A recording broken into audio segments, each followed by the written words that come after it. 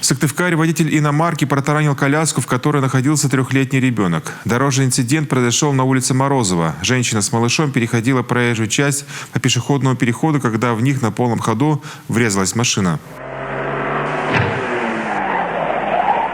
После удара коляску развернуло на 180 градусов. По предварительным данным, ребенок получил сотрясение мозга и ушибы. Тем не менее, от госпитализации мать малыша отказалась. 53-летний водитель иномарки оправдывался, дескать, отвлекся на встречный автомобиль и не заметил пешехода на зебре. Остановился лишь после удара. По факту ДТП сейчас проводится проверка. В деревне Лааты Усть-Умского района 17-летний подросток решил покататься ночью на машине. На улице Центральной не справился с управлением и съехал в кювет.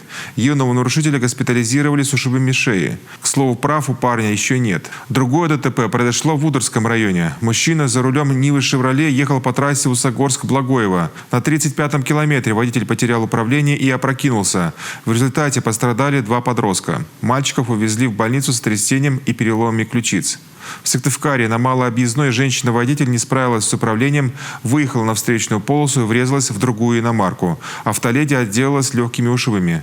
Еще одна авария произошла возле СГУ. 20-летний водитель «Лады», потеряв управление, протаранил припаркованный «Фиат». Иномарка въехала в дерево. У пострадавшего юноши различные травмы и ушибы.